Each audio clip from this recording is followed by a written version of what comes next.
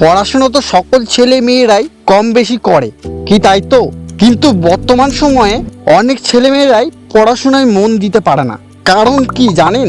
কারণ তো অনেক রয়েছে, তা বলে শেষ করা যাবে না। যেমন smartphone, laptop, mobile, Facebook, Instagram, TV, free fire, PUBG বা আরও অনেক গেম। এগুলো থাকতে তো পড়াশোনায় মন বসানো সত্যি খুব কঠিন ব্যাপার।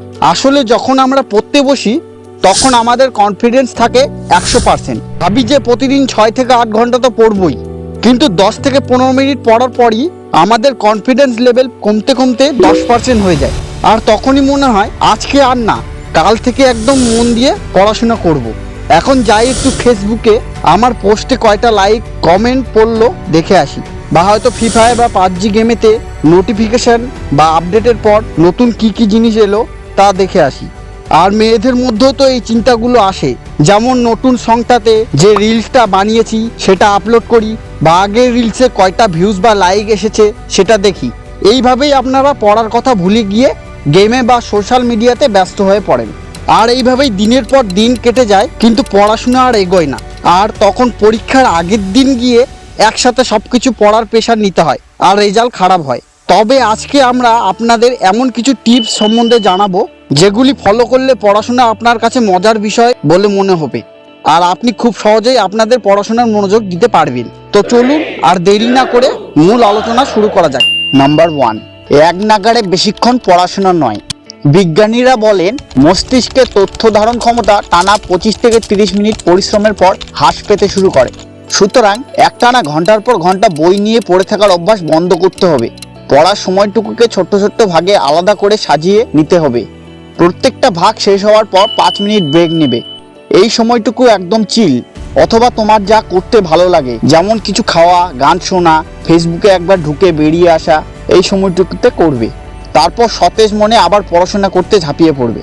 নাম্বার 2, মুখস্থ নয়, বুঝে পড়ো। ইংরেজিতে একটা কথা আছে, don't just study hard, study smart. ছোটবেলা থেকে আমাদের ছড়া, কবিতা ইত্যাদি দাড়ি কমা সহ মুখস্থ করতে করতে ও পরীক্ষার খাতায় লিখতে লিখতে অভ্যাস হয়ে যায় সব কিছু মুখস্থ করে ফেলা। এটি খুব ভুল একটি পদ্ধতি। অনেকেই আছে যাদের কোনো কিছু সংজ্ঞা জিজ্ঞেস করলে হুবহু বইয়ের সংজ্ঞা গড়গড় করে বলে দিতে পারবে, কিন্তু ব্যাখ্যা করতে বললেই নিশ্চুপ হয়ে যায়।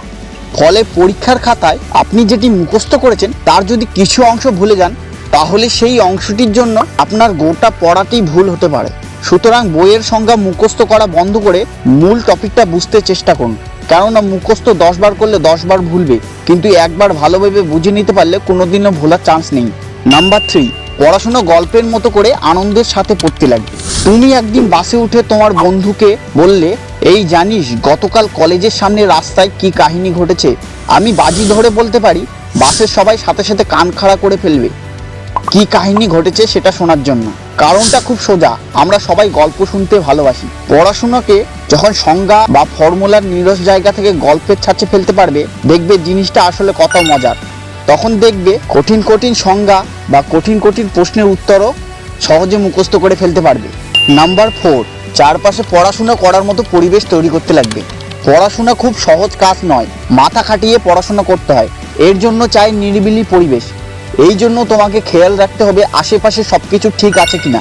শব্দহীন একটা পরিবেশ তৈরি করে পড়তে বসার চেষ্টা করবে। যতটা সম্ভব নিরিবিলি জায়গায় পড়াশোনা করার চেষ্টা করতে লাগবে।